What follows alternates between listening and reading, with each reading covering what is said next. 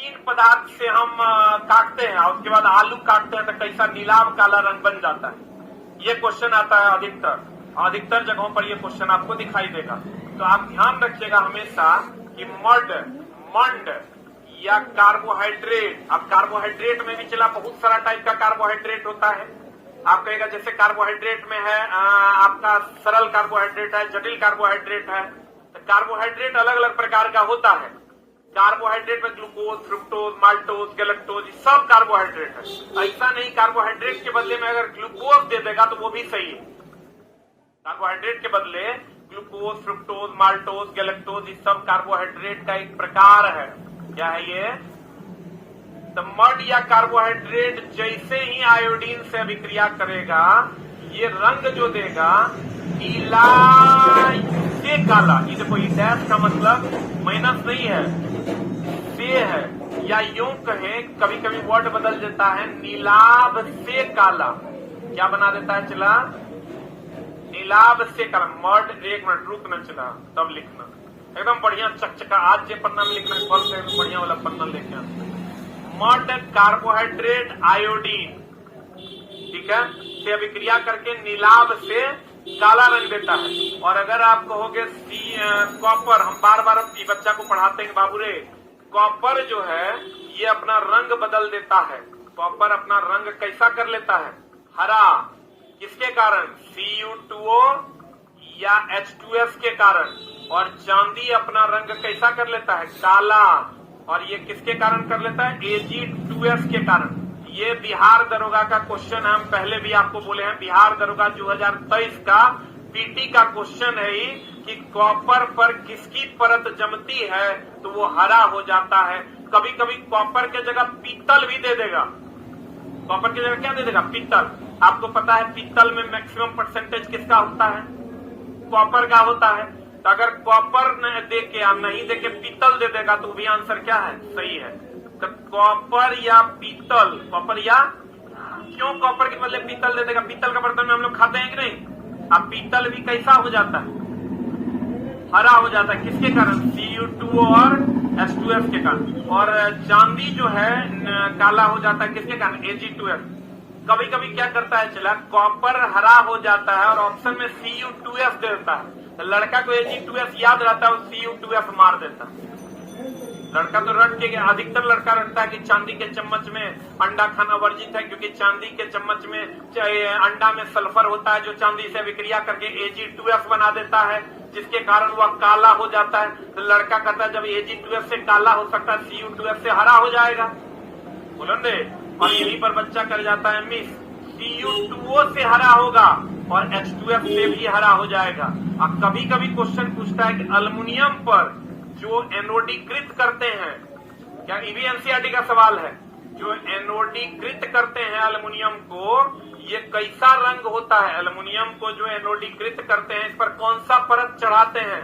तो कहेंगे Al2O3 का, दैट इज अल्युमिनियम ऑक्साइड। इसका परत चढ़ाते हैं अल्युमिनियम ऑक्साइड का। अल्युमिनियम को जो एनोडीकृत करते हैं मेरी जाने मोहब्बत, तो किसका परत चढ़ाते हैं? Al2O3 का। तो देखो भाई सब चला एकदम समझ लो भयानक तरीके से पूछे जाने वाले प्रश्न है। इसके खानदान में इतना क्वेश्चन है, इसको जल्दी से लिख लो।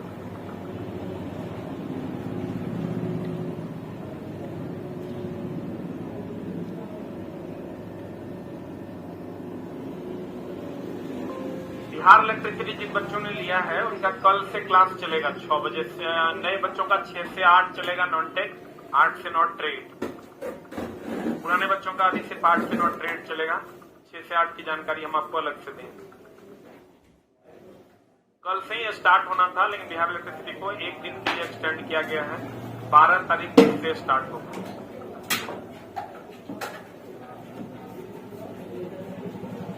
केस काला दिख रहा है, केस देख के की करेगा? कंटेंट देखो ना। हो गया?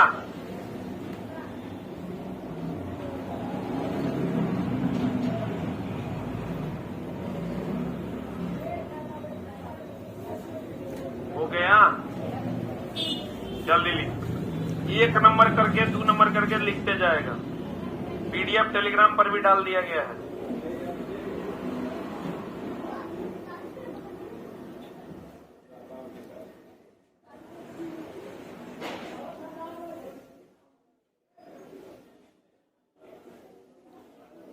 हो गया, ये पहला ऑब्जेक्टिव था आपका। दूसरा, पहला ऑनलाइन में प्रोटीन का परीक्षण CuSO4 से किया जाता है, जिसमें प्रोटीन का रंग कैसा हो जाता है, बैगनी।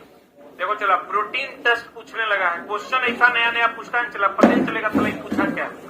प्रोटीन टेस्ट जो होता है ये किसके द्वारा करते हैं, कॉपर सल्फेट के द्वारा। अब बताओ कॉपर सल्फेट अम्लीय की क्षारीय है, ये ध्यान रखना। कॉपर सल्फेट जो होता है चला, कॉपर सल्फेट होता है चला अम्लीय। क्या होता है ये, कॉपर सल्फेट अम्लीय होता है। कॉपर सल्फेट क्या होता है, अम्लीय होता है। तो अम्लीय होगा तो ये ABR फॉलो करेगा कि BRB, ABR बोले तो एसिड ब्लू टू रेड कर देगा। एसिड अम्ल जो है नीले को क्या कर देगा, लाल कर, ब्लू कर देगा। अम्ल नीले को लाल करेगा, एसिड ब्लू टू क्या कर देगा, रेड। क्लियर है। अब एक क्वेश्चन और हम लोग जानेंगे, हम चला वही बात पढ़ाएंगे जो तुम नहीं जानता है या तुमको बहुत थोड़ा थोड़ा आता है, और जो तुम ऑलरेडी जानता है उस पर हम लोग आगे बढ़ेंगे, ठीक है ना। तो कहते हैं कॉपर सल्फेट अम्लीय होता है और ABR की बात होती है, यानी अम्ल नीले लिटमस पत्र को क्या कर देगा, लाल। यहां पर कोई डाउट है। प्रोटीन टेस्ट तो होता है कॉपर सल्फेट से। कभी कभी आपको पूछ देगा कि संपर्क विधि से क्या बनाते हैं, संपर्क विधि से चला H2SO4, कौन क्या बनाते हैं, H2SO4। और एक और आपको ऑलरेडी पता होगा, हेबर विधि से अमोनिया, हेबर विधि से अमोनिया बनाते हैं। और एक और जान लो चला, फेन उत्प्लवन विधि से क्या होता है, सल्फर का निष्कर्षण। फेन उत्प्लवन विधि, कौन विधि, इसका संबंध सल्फर के निष्कर्षण से है। चला हम कोशिश करेंगे कि मेरे लाइफ का सबसे बेहतरीन कक्षा हम लें। वो तुम प्रश्न बनाओगे तो पता चलेगा।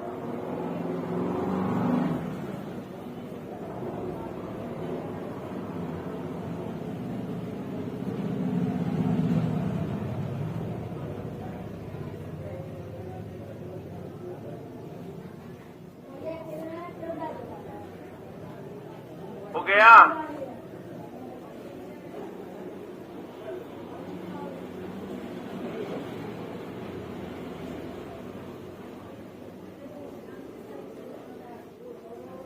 कॉपर सल्फेट अम्लीय होता है, संपर्क विधि से H2SO4, हेबर विधि से अमोनिया, और फेन उत्प्लवन विधि से सल्फर। फेन उत्प्लवन विधि से सल्फर, फेन उत्प्लवन विधि से क्या, सल्फर। बढ़े आगे।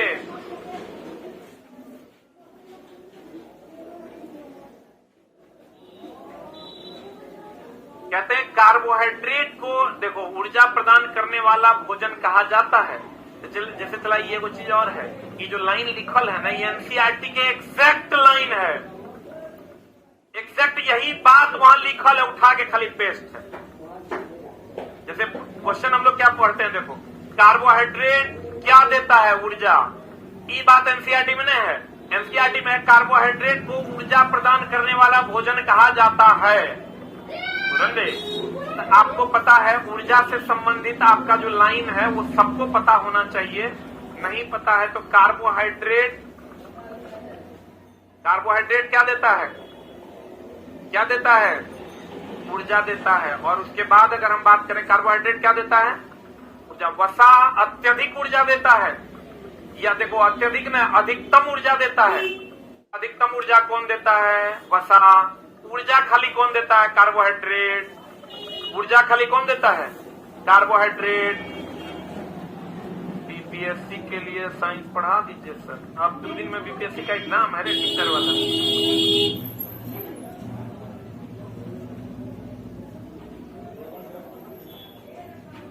मेरे लाइफ का सबसे बेहतरीन क्लास होगा इस वक्त, और तुम्हारे जीवन का भी सबसे अच्छा वाला क्लास होगा।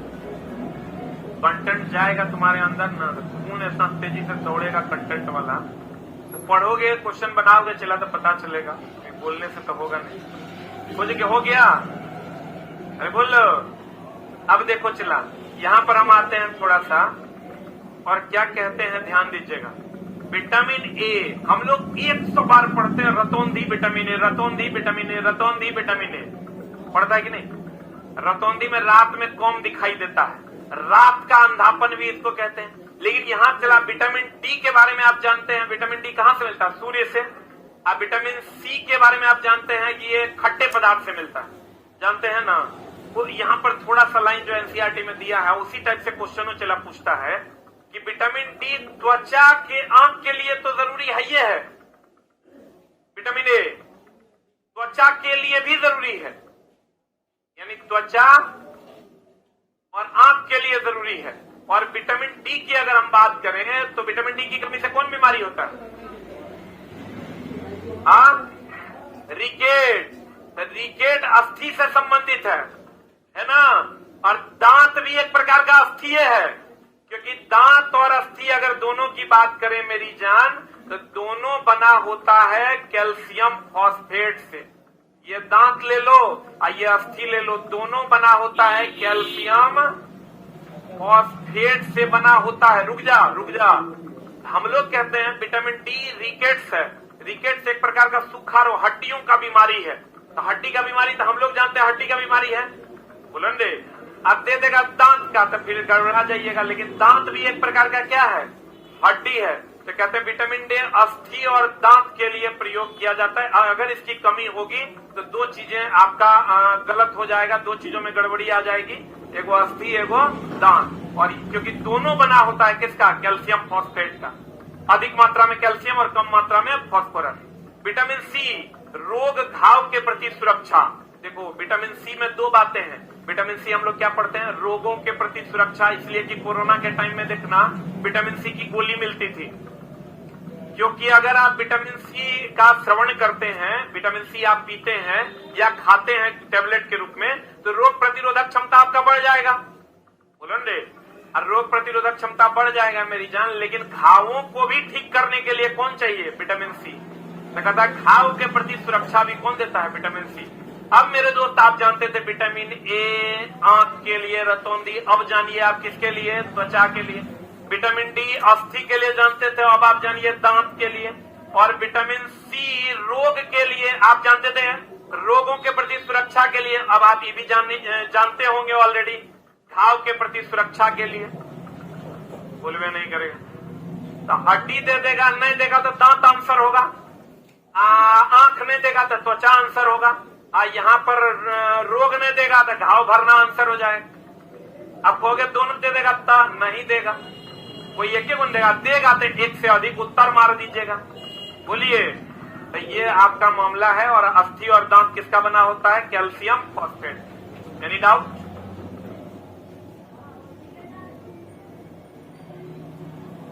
आगे बढ़े। आई सब तो नाम तो जानता होगा ना, vitamin A, retinol.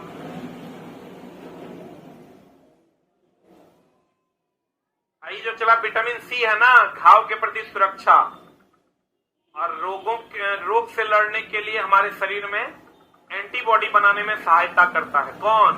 Vitamin C. बढ़े, बढ़ गया क्या? 5 नंबर कहता है भोजन को गर्म कर। अच्छा चला एक बात बताओ, जे तू जानता है ना उसको हम लोग इग्नोर करेंगे, वो तू पढ़ा हुआ है उस पर हम ज्यादा जोर नहीं देंगे। कि सबको पता है भोजन को धोएंगे बी या सी घुल के निकल जाएगा, तो नहीं जानत है जग में, तब जानत कि भैया धोएंगे ना तो बी और सी क्या हो जाएगा? निकल जाएगा। लेकिन आप जानिए कि भोजन को गर्म भी कीजिएगा तो विटामिन सी आसानी से नष्ट हो जाएगा, क्योंकि गर्म अगर आप भोजन को करते हैं तो मॉइस्चराइज होगा, मॉइस्चराइज होगा तो विटामिन सी आसानी से निकलेगा तो गर्म करने तो जल जाएगा। बोलते अभी तक आप ये जानते थे कि बी और सी को अगर इसीलिए कहते हैं खट्टे फलों को काट कर नहीं धोना है, या सब्जियों को काट कर नहीं धोना है, पहले धोना है तब काटना है, न तो बी या सी पानी में घुल कर निकल जाएगा।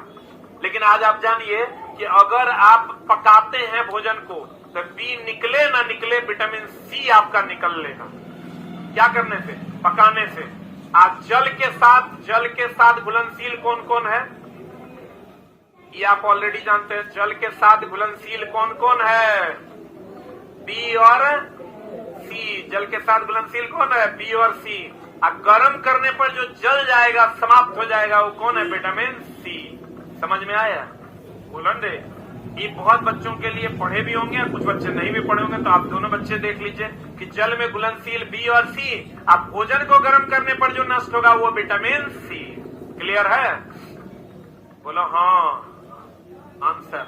अब देखो रुक्षांश क्या होता है? रुक्षांश की अगर हम बात करें, चला देखो कभी कभी आप क्या कीजिए, चला इसबगोल वगैरह कभी पिए हैं? इसबगोल क्या है? चला वो लोग कहते हैं कब्ज वगैरह है ना, तो इसबगोल पी लो। अब पेट गर्म हो गया, इसबगोल पी लो। इसबगोल एक प्रकार का फाइबर है। क्या है वो? अगर आप फाइबरिक फूड खाते हैं तो आपका पाचन थोड़ा सा लेट से होगा, लेकिन बहुत सारी चीजों को ठीक कर देगा वो। तो रुक्षांश हिंदी वर्ड है, इसका इंग्लिश वर्ड होता है चला फाइबर। क्या होता है? कहता फाइबर का एक मुख्य स्रोत। एक मिनट होल्ड ऑन। हम लोग अभी तक क्या जानते हैं कि फाइबर जो होता है वो हरे पेड़ पौधों में पाया जाता है। जैसे आप साग समझ रहे हैं, ये सब खाइएगा तो उसमें फाइबरिक फूड है वो। जैसे आप ये खाइए, क्या बोलते हैं उसको, अभी जो मिलता है यार रोड पे, अरे संतरा में भी फाइबर पाया जाता है। लेकिन आप ये जानिए चला, इसका मुख्य स्रोत साबुत अनाज है। साबुत अनाज समझते हैं? दाल है, आलू है और ताजा फल है। लेकिन आप कहते हैं, हम लोग क्या कहते हैं, दाल में प्रोटीन सबसे अधिक मात्रा में पाया जाता है। एक मिनट। लेकिन अगर हम फाइबर की बात करें तो फाइबर दाल में भी है। वो अलग बात है कि इसमें सबसे अधिक क्या है? प्रोटीन है। अगर हम साबुत अनाज कहें, साबुत अनाज जैसे चावल खाते हैं या अन्य चीजें, मकई खाते हैं आप, ये सब में भी फाइबर है। आलू में भी है और ताजा फल में भी पाया जाता है। सबसे अधिक अगर कहेगा कहाँ पाया जाता है, तो ताजा फल में फाइबर पाया जाता है। सबसे अधिक अगर कह देगा, सबसे अधिक कह देगा तो लिख लो कहां पर? फल में। सबसे अधिक कहां पाया जाता है? फल में। अब चला, इससे भी ज्यादा फाइबर पाया जाता है शैवाल में। लेकिन क्या हम लोग शैवाल खाते हैं? हम लोग शैवाल नहीं खाते हैं।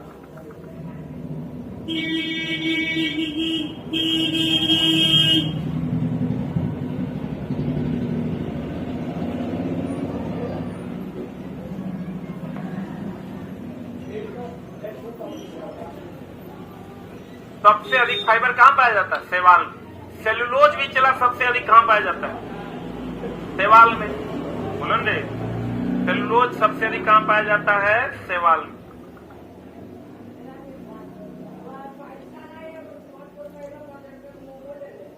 चलते हैं चला अगले प्रश्न की ओर।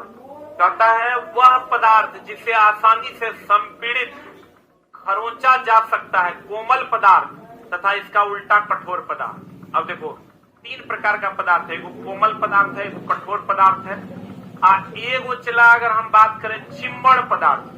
देखो सब अलग अलग है, कोमल, कठोर, चिम्मड़। अब चला दोनों का हिंदी अलग अलग है। इसका इंग्लिश हार्ड है, इसका इंग्लिश टफ है। बोलो हाँ।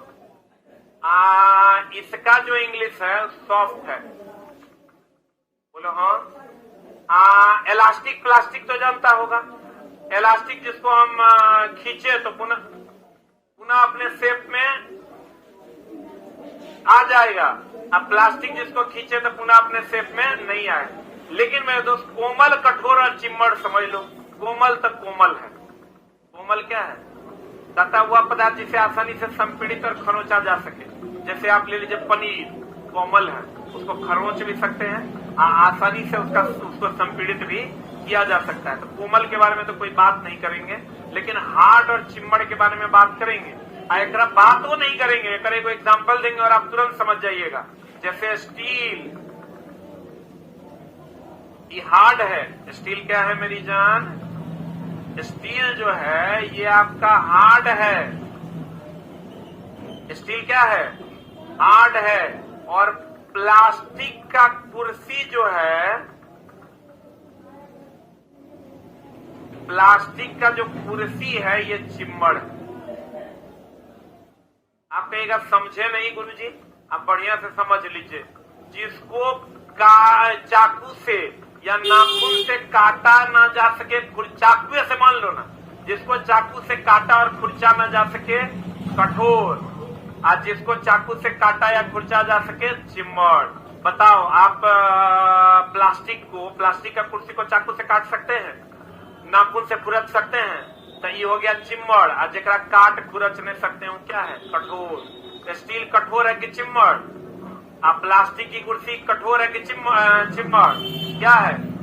रबर कठोर है कि चिम्मड़? चिम्मड़ न है, बोलवे नहीं करे तो लिख लो जल्दी से।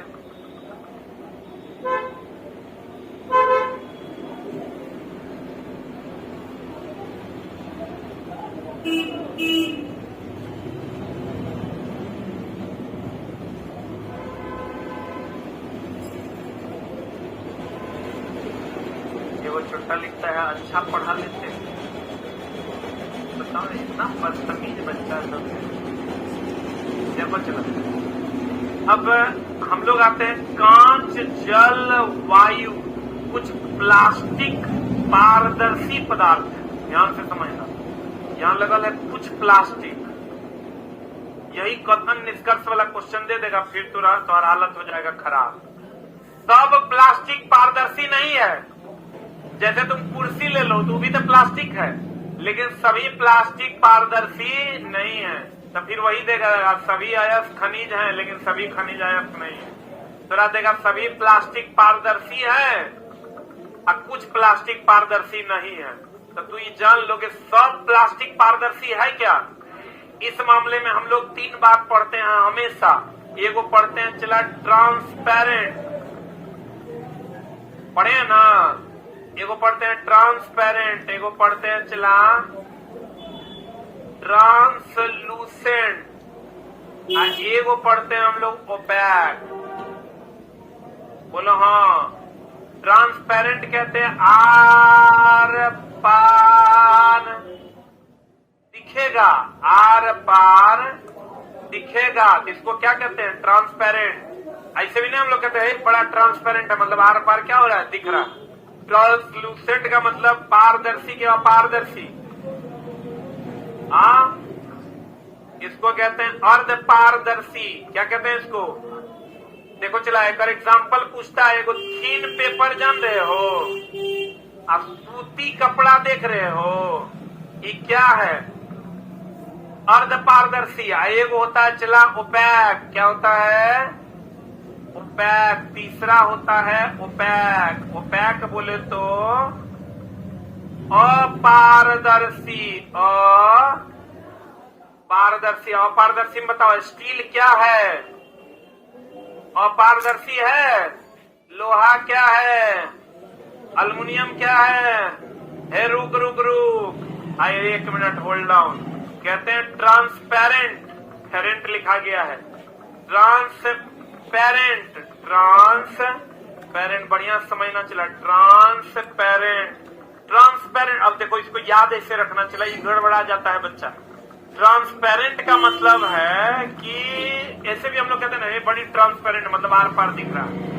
बोलो हाँ, एकरा में कोई झोल है? अब ये दोनों तुम्हारे एग्जाम हॉल में उल्टा पलटी हो जाएगा, ओपैक और ट्रांसलूसेंट। एगो बात बताओ, हम लोग कहते हैं ट्रांसजेंडर। ट्रांसपेरेंट याद है ना? अब ट्रांसलूसेंट और ओपैक में गड़बड़ी होगा। ट्रांसजेंडर, ट्रांसजेंडर मतलब बीच वाला, किन्नर बोलते हैं ना। तो ट्रांसजेंडर मतलब बीच। एगो पारदर्शी जो आर पार दिखेगा, एगो अपारदर्शी जो आर पार नहीं दिखेगा। बोलो ना रे। अब तुम इसको ऐसे भी याद कर सकता है चला कि अपारदर्शी ओपैक, अपारदर्शी ओपैक। और ट्रांस से मतलब बीच वाला, आधा मेल और आधा फीमेल, मतलब आधा मेल आधा फीमेल, आधा आधा होगा तो अर्ध पारदर्शी होगा। बोलवे नहीं करेगा। ट्रांसपेरेंट आर पार और ट्रांसलूसेंट अर्ध आर पार, आधा पार आधा नहीं पार। और ओपैक बोले तो ओपैक, अपारदर्शी, ओपैक, अपारदर्शी, ओपैक, अपारदर्शी। लिख लिया। एक मिनट, अगर तुमको पूछेगा थीन पेपर, क्या पूछेगा? थीन पेपर पूछ देगा। आर पार थोड़ा बहुत दिखता है कि नहीं? सूती कपड़ा अर्ध है कि अपारदर्शी? जल्दी से लिख लो।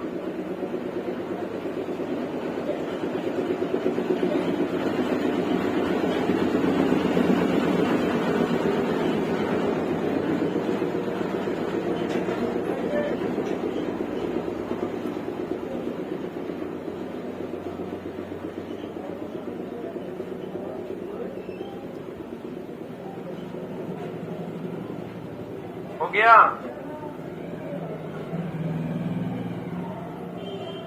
अरे लिख लिए? नंबर दे के लिख रहा है। चला व्हाइट पेज में लिखो एकदम चक। आगे बढ़े।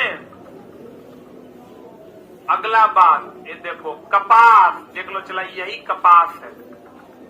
एकरे से तुम्हारे एग्जाम में क्वेश्चन बन जाएगा फिगर देख के। कपास की प्राप्ति क्या हुआ उसको? हाँ, चक्कर आ रहा है। कपास की प्राप्ति, कपास की प्राप्ति किससे होती है? ये चला कपास मतलब रुइया समझ रहा है। इसकी प्राप्ति किससे होती है? फूल से। हमेशा ध्यान रखना, रबर जो है ये रबर प्राप्त होता है आइसोप्रीन से। किससे प्राप्त होता है? चला रबर आइसोप्रीन नामक बहुलक से प्राप्त होता है। और चला रेशा दो प्रकार का होता है, ये ध्यान रखना। एक होता है प्राकृतिक रेशा, इस पर भी बहुत सारे प्रश्न पूछे जाते हैं। एक होता है चला प्राकृतिक रेशा, एक होता है कृत्रिम रेशा। प्राकृतिक रेशा की अगर हम बात करें तो इसमें क्या क्या आ जाएगा तुम्हारा? देखो, रबर अगर खाली रबर है तो प्राकृतिक है, और संश्लिष्ट रबर है तो कृत्रिम है। इसका मतलब उसमें सल्फर मिला दिया गया है। बोलो हाँ। रबर आ गया, कपास आ गया, बोलो दे। और कौन आ गया? जूट। जूट जानते हो? और कौन आ गया? पटसन। जूट पटसन एक है। चला जूट लिख लो। उसके बाद और बोलो रेशम। रेशम जो है ये सब क्या है? प्राकृतिक। कृत्रिम में आ जाओ। पहला कृत्रिम रेशा जो है नायलॉन है। उसके बाद कौन है? पॉलिस्टर है। कौन है? चला नायलॉन के बाद क्या है? पॉलिस्टर। कौन है? पॉलिस्टर। इसके बाद है रेयॉन। क्या है? रेयॉन। कृत्रिम रेशा है। जल्दी से लिख लो।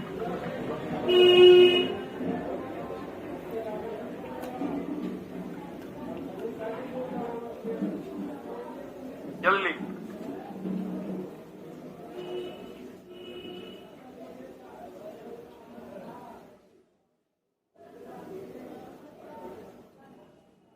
लिया? रबर की अगर हम बात करें तो रबर कहां से मिलता है? आइसोप्रीन से। और कपास कहां से मिलता है? रुई से। कपास की प्राप्ति पौधों के फूल से होती है। कपास की प्राप्ति कहां से होती है? कपास की प्राप्ति फूल से होती है। Rubber isoprene. रबर कहां से मिलता है? आइसोप्रीन। और रबर के बारे में कभी कभी पूछता है किससे मिलता है? लेटेक्स से। कहां से मिलता है? चला कि हेविया ब्रेजिलियंसिस एक पेड़ है जो अमेजन के जंगलों में पाया जाता है, उसके लेटेक्स यानी दूध से मिलता है हमको रबर। क्या नाम है उस पेड़ का? जो रबर है ये मिलता है हेविया ब्रेजिलियंसिस। हेविया ब्रेजिलियंसिस। ब्रेजिलियंसिस हेविया ब्रेजिलियंसिस के पेड़ से मिलता है। क्या? पेड़ के लेटेक्स से। पेड़ के लेटेक्स यानी दूध से। पेड़ के लेटेक्स यानी किससे? दूध से मिलता है। क्या क्या मिलता है दोस्त? रबर। हेविया ब्रेजिलियंसिस के पेड़ के दूध यानी लेटेक्स से प्राप्त होता है। हिबिया ने चला हेविया। हेविया ब्रेजिलियंसिस। और ये पेड़ कहां पाया जाता है? अमेजन के जंगलों में पाया जाता है। वो लिखता है मेरा तारीफ करो न तो लाइव बंद कर देंगे। लिखता है सर आप पढ़ाते हैं दिल गार्डन गार्डन हो जाता है। चला मेरा तारीफ नहीं करेगा तो फिर हम एकदम लाइव भी बंद कर देंगे, पैसा लेके पढ़ाएंगे। छोटा सा अटपट लिखेगा। अभी देखो वो लिख रहा है गुड़िया तुम रोज कहीं नहीं आती है पढ़ने। अब मान लो कि गुड़िया आ भी जाएगी पढ़ने तो उससे तुम उसका कमेंट्स ही तो देख पाओगे। आप देखो ये हो गया, अरे हुआ, इधर आ जाओ, इधर इधर इसको मिटाएं। कौन सा पेड़ से? हैबिया ब्राजीलियंसिस के लेटेक्स से। किससे? लेटेक्स से। आइसोप्रीन कह देगा चला रबर एक प्राकृतिक बहुलक है, लेकिन अगर कह देगा संश्लिष्ट रबर तो संश्लिष्ट का मतलब एक कृत्रिम होता है। आ जाओ इधर। कहते हैं मेरी जान सूखे पौधों को की डंडियों को आसानी से अलग करना क्या कहलाता है? थ्रेशिंग। ये चला सबको पता होगा, किसान के बच्चे हम लोग के लिए तो नॉर्मल बात। सूखे पौधों की डंडियों से अनाज को अलग करना सब थ्रेशरिंग जानता है। लेकिन एनसीईआरटी में प्रश्न था तो ये वन लाइनर आपके सामने उपस्थित है। इस पर हम लोग ज्यादा टाइम ना देते हुए अगले में चलते हैं। अनाज से भूसी को अलग करना ये निष्पावन है। सब क्वेश्चन है एनसीईआरटी में, अगर मजाक में नहीं लेना। अनाज से भूसी को अलग करना निष्पावन क्या है? निष्पावन कहलाता है, जिसको इंग्लिश में विनोइंग कहते हैं। क्या कहते हैं? चला अनाज से भूसी को अलग करना विनोइंग यानी निष्पावन कहलाता है। लेकिन यही अगर थोड़ा कह देगा सूखे डंठल किधर गया? सूखे पौधों की डंडियों से अनाज को अलग करना क्या कहलाता? थ्रेशिंग। तो बताओ तो चला ई बात दोनों अलग अलग है कि नहीं है? ई तो हम लोग तब जो भूसी वगैरह अलग करते नहीं या गुंडा अलग करते हैं। गुंडा जानता है रे? वो फिल्म वाला गुंडा नहीं होता, धान में चावल में का जो गुंडा होता है उसको हम लोग करते हैं अलग। उस विधि को हम लोग निष्पावन कहते हैं। क्या कहते हैं इसको? और चला तुमको हम हमेशा पढ़ाते हैं कि समुद्री जल का शुद्धिकरण किसके द्वारा होता है? किसके द्वारा? आसवन। समुद्री जल का शुद्धिकरण जो है ये आसवन विधि द्वारा होता है। कौन विधि द्वारा? और पेट्रोलियम का शुद्धिकरण जो है, पेट्रोलियम का शुद्धिकरण ये होता है प्रभाजी आसवन विधि द्वारा। और अगर कह देगा स्विमिंग पूल का पानी किससे साफ होता है? स्विमिंग पूल का पानी किससे साफ होता है? क्लोरीन से। किससे? आयोडीन से भी। और अगर तुमको कह देगा पीने वाला पानी हम लोग जो साफ करते हैं फिल्टर में, वो किससे साफ होता है? पराबैंगनी किरण से। इसीलिए देखना केंट का प्यूरिफायर आप खरीद के लाओगे, उस पर लिखल रहता है यूवी प्लस। क्या लिखल रहता है? UV plus. आज तरीके लाइव कैसे कट गया कैसे?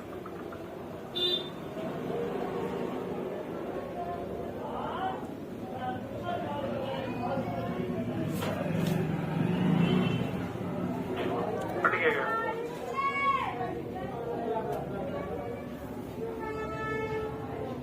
अरे ऊपर आओ, लाइव कट गया। ऊपर आओ, ऊपर जो तो कट गया। क्या चल रहा है? प्रचार भी आता है लाइवों में।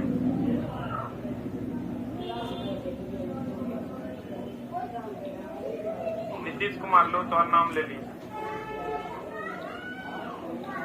देखो तुम लोग में चल रहे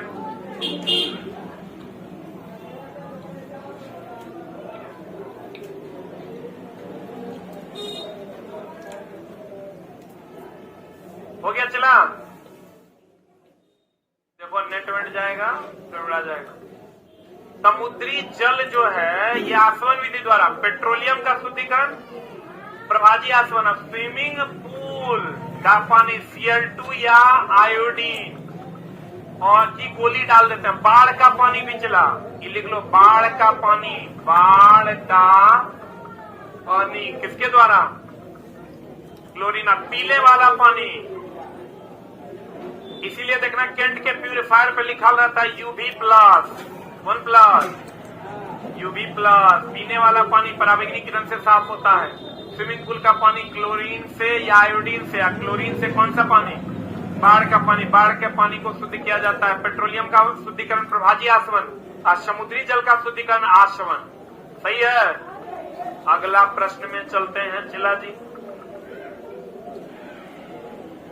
अगला प्रश्न आपके स्क्रीन पर ये रहा, मिश्रण के नीचे तली में बैठा अवक्षेप। हम पहले भी बोले थे, चला अवक्षेप का कुछ गुण लिख लो।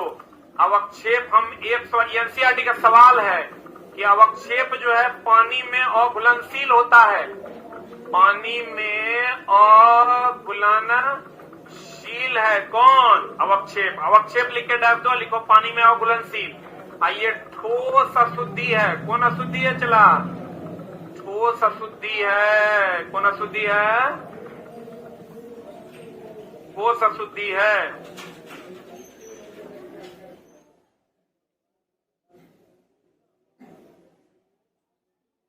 ठीक है, कौन अशुद्धि है? ठोस अशुद्धि है। तथा मिश्रण के नीचे तली में बैठे अवक्षेप को अवसादन तथा ऊपरी भाग को अलग करना क्या कहलाता है? निस्तारण। अब देखो चला, ये जो तुम पानी डाले हो, यहाँ जो गंदगी नीचे अलग हुआ है, इसको हम लोग कहते हैं अवक्षेप। ये जो ऊपर वाला मटेरियल है, इसको हम लोग कहते हैं निस्तारण।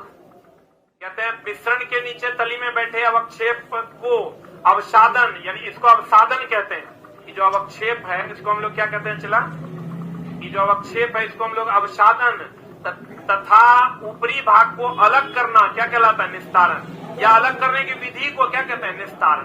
क्या कहते हैं? निस्तारण कहते हैं। तथा छानने की प्रक्रिया निस्यंदन। इसलिए चला हम लोग हमेशा कहते हैं नाले के पानी से ठोस अशुद्धि को अलग करना निस्यंदन। हम जो पानी पीते हैं यह प्रक्रिया भी निस्यंदन है, क्योंकि हम जो चला पानी पीते हैं वो पानी ऊपर से नीचे जाती है, नीचे जो ठोस अशुद्धियां जमीन के स्तरों पर निकल जाती है। और उसके बाद देखो हम लोग पानी कैसे पीते हैं। ये हमारा पृथ्वी का सतह है, ये पानी का पाइप है, और ये चला ऐसे अलग हुआ। ये यहाँ जो पानी है, यहाँ जो पानी है, ये पानी ठोस अशुद्धियां अलग हो जाती हैं, बाकी पानी नीचे आ जाता है। ठोस अशुद्धियां अलग हो जाती है, बाकी पानी कहाँ जाता है? नीचे। नीचे आता है। चला फिर हम लोग जो है पाइप की सहायता से इसको क्या करते हैं? खींच लेते हैं ये पानी को, और खींच के फिर हम लोग पी लेते हैं। यह प्रक्रिया भी निस्यंदन है। क्या है ये? नाले के पानी, जो नाला का पानी है, समझ लो जितना नाला में बह रहा है पानी, फिर हम लोग ओकरा पीते हैं। लेकिन यह विधि क्या कहलाती है? निस्यंदन। इसमें लेकिन ठोस अशुद्धियां ही अलग होती है। इसीलिए तो हम लोग पराबैंगनी किरण का उपयोग करके उसका जितना भी बैक्टीरिया है सबको क्या करते हैं? मार देते हैं। क्योंकि निस्यंदन विधि में सिर्फ और सिर्फ अघुलनशील अशुद्धि ही अलग होगा, जो ठोस अशुद्धि है वही अलग होगा। द्रव अशुद्धि में घुला हुआ पदार्थ अलग नहीं होगा। और नाले के पानी का शुद्धिकरण हम लोग निस्यंदन विधि द्वारा करते हैं। और हम लोग जो पानी पीते हैं भूजल, वह भी निस्यंदन विधि द्वारा ही शुद्ध होकर पिया जाता। क्लियर है? बुलंदे निस्यंदन में लिखना, निस्यंदन लिख के डाल देना, और लिखना नाले के पानी का शुद्धिकरण निस्यंदन विधि द्वारा होता है। नेक्स्ट, हम लोग जो पानी पीते हैं, हम लोग जो भूजल पीते हैं, हम लोग जो भूजल पीते हैं वह भी निस्यंदन विधि द्वारा शुद्ध किया जाता है। हम लोग जो भूजल पीते हैं कौन विधि द्वारा चला? निस्यंदन विधि द्वारा क्या किया जाता है? शुद्ध किया जाता है। या हम लोग ऐसे कह सकते हैं, निस्यंदन बोले तो नाला का पानी, हम तो ऐसे ही याद रखें चला, निस्यंदन बोले तो नाला का पानी, या निस्यंदन बोले तो भूजल का शुद्धिकरण। भूजल जो हम लोग डायरेक्ट पीते हैं वो। और निस्यंदन में ठोस अशुद्धि अलग होता है, ये बात भी लिख लो। निस्यंदन में कौन अशुद्धि अलग होता है? ठोस अशुद्धि अलग होता है। निस्यंदन की अगर हम बात करें चला, इसमें ठोस अशुद्धि जो है वो अलग हो जाता है। निस्यंदन में ठोस अशुद्धि अलग होता, निस्यंदन में ठोस अशुद्धि अलग होता। निस्यंदन में कौन अशुद्धि अलग होता है? ठोस अशुद्धि अलग होता है।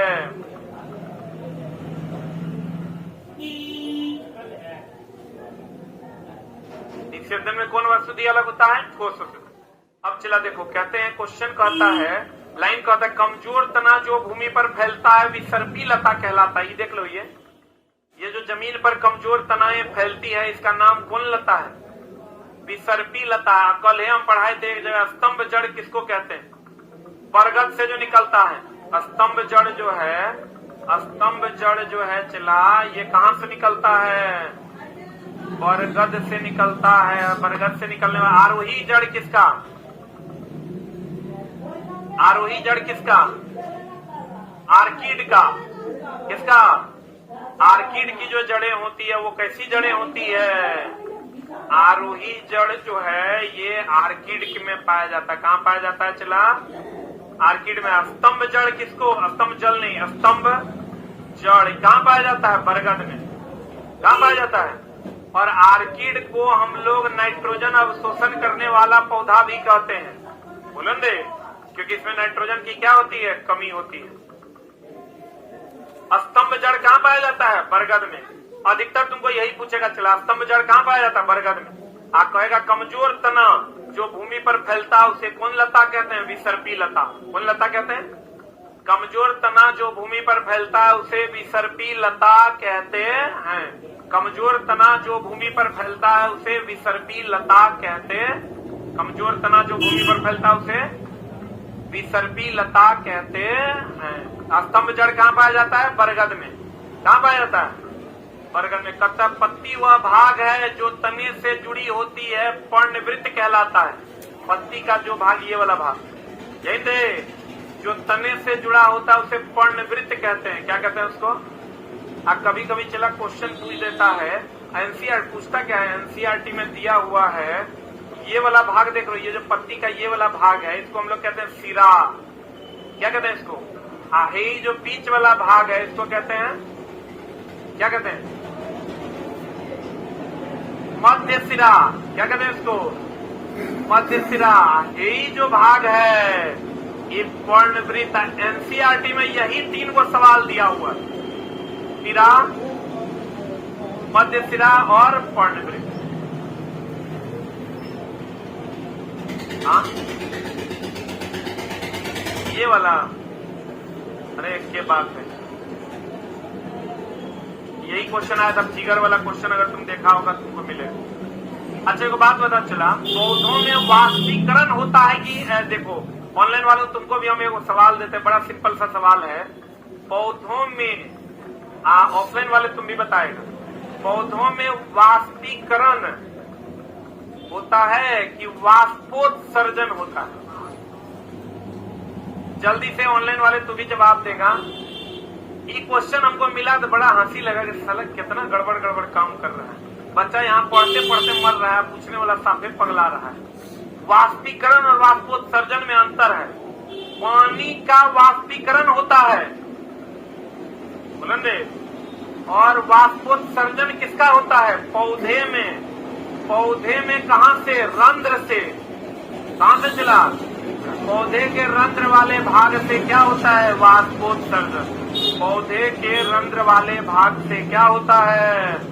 वाष्पोत्सर्जन होता है। वाष्पीकरण कहाँ? पानी का। वाष्पीकरण कहाँ? लेकिन एक बात ध्यान रखना, अगर रंध्र से कह देगा वाष्पोत्सर्जन नहीं है तो वाष्पीकरण उत्तर होगा, इसका ध्यान रखना। अगर वाष्पोत्सर्जन नहीं देगा तो वाष्पीकरण सेकंड आंसर होगा। रंध्र क्या होता है? पत्तियों में जो छोटा छोटा छिद्र होता है, बोलवे नहीं करेगा। एगो चीज चला क्वेश्चन पूछा था कि पौधों की पत्तियों में पाया जाने वाला पदार्थ क्या है? रंध्र है कि क्लोरोफिल है? कितना सुंदर क्वेश्चन था। पौधों की पत्ती लिख लिया, लिखा।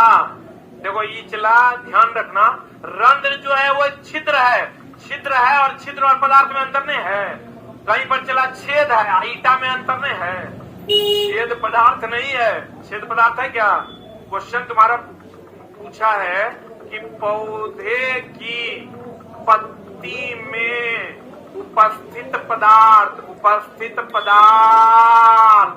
क्या है? बताओ। एक ऑप्शन तो देगा जाइलम है, जाइलम है। दूसरा ऑप्शन देगा फ्लोएम है, और तीसरा ऑप्शन दे देगा तुमको रंध्र है, फ्लोएम है।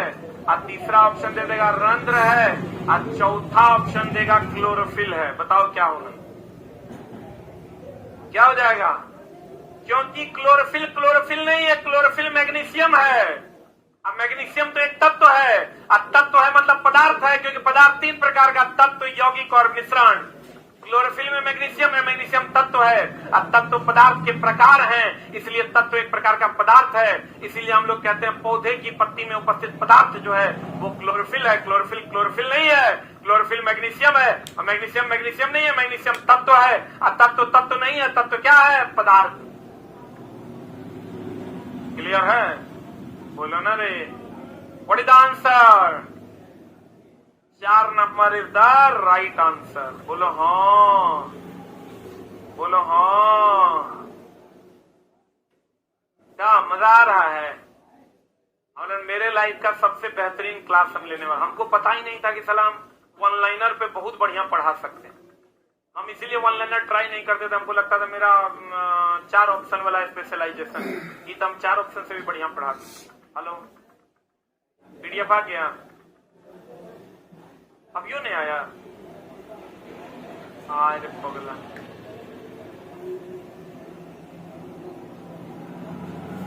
बाप रे, चला रही 3 बजे से बोल रहा है 5 मिनट। अब तुरा लगेगा गुरुजी आपके झूठ बोल रहे हैं। हेलो हेलो, सागर जी क्या हुआ? सागर जी पक्का आ रहे हैं कि झूठ बोल रहे हैं? कितना देर में आ जाइए? 10 मिनट हम आ जाए। ये तो सागर जी 3 बजे से ही मामला चल रहा है।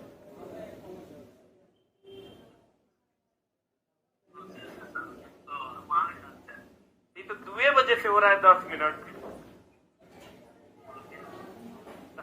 अब यूं तो आप हमको हम 6 बजे कॉल करके बोले चल दिए हैं।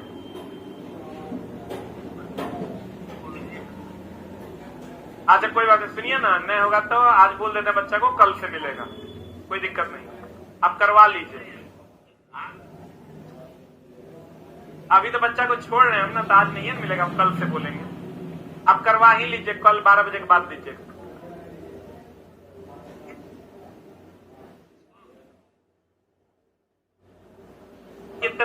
कितना ला रहे हैं? 1000 के बाद बच्चा अभी 2000 है। कोई बात नहीं, कल देंगे। आप करवा के आके रख दीजिए, कल देंगे। सुन लिया? चला, हम झूठ नहीं बोलते। हम ये पीडीएफ लाने के लिए उनको छुट्टी भी दे दिया ड्यूटी से। अब 2 बजे से हम अपने से कॉल कर रहे हैं कि ले आएगा। फाइनली देखो, अब यो हमको जब क्लास पूछ रहे थे तो हम बोले 5 मिनट में देगा।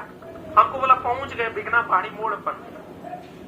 अरे बा, ये देखो चला, कोई बात नहीं। चला, आज तो हम लोग पढ़ ही लिए ना, लेकिन कल जो है हम लोग जब लेंगे पीडीएफ आपको 12 बजे 2 बजे के बाद मिलेगा। 2 बजे के बाद अगर आया होगा 2 बजे के बाद उपलब्ध मिल जाएगा। और साइंस टेस्ट में जिन बच्चों का एडमिशन है उनको लेना नहीं है, कल आप यहाँ आइएगा तो आपको क्लास में बंटवा देंगे, ठीक है ना?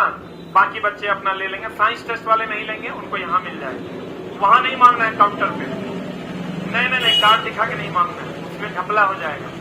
जो बच्चा कार्ड के साथ एंट्री करेगा उसको मिल जाएगा। तो इधर आते हैं हम लोग। पौधों की पत्तियों में उपस्थित पदार्थ कौन है? क्लोरोफिल। अब चला कहता देखो है, ये देखो आया। हम यही ना भी पढ़ा रहे थे। हम बोले थे पत्ती से जल के वाष्पीकरण की प्रक्रिया वाष्पोत्सर्जन कहलाती है, ना कि वाष्पीकरण कहलाती है।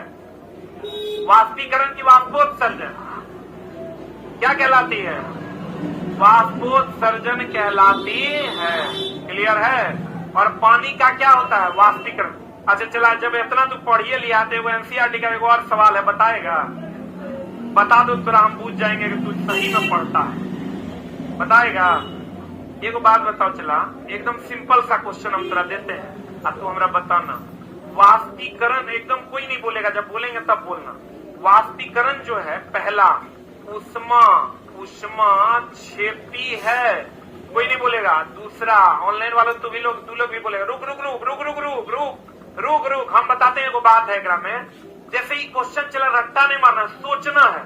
Think about the question. ये सोचो, ये जो सिस्टम है वाष्पीकरण, ये उष्मा ले रहा है कि हमरा दे रहा है? रुक रुक रुक ना। चला हम एक और दूसरा एग्जांपल एक्सप्लेन कर देते हैं, तुमको बढ़िया समझो ना। जैसे हम लोग जो कहते हैं वाष्पीकरण, हमको ये याद कर रहे, देखो पानी है, रट्टा मारोगे चला तो उसमें छेपी सोसी हो जाएगा, सोसी छेपी हो जाएगा। हम ये याद करेंगे कि वाष्पीकरण है, उष्मा लेगा। क्या करेगा? उष्मा लेगा। तो लेगा तब ना पानी गर्म होगा तो वाष्प बनेगा। क्लियर है? अब आ जाओ ऊर्ध्वपातन पे, हंसना नहीं। ऊर्ध्वपातन हमको पता है ठोस से गैस में बदलता है। ठोस से किसमें बदलता है? गैस में। ठोस से अगर ये ऊर्ध्वपातन विधि है, ठोस से किसमें बदल जाता है? चला, ठोस से किसमें बदल जाता है?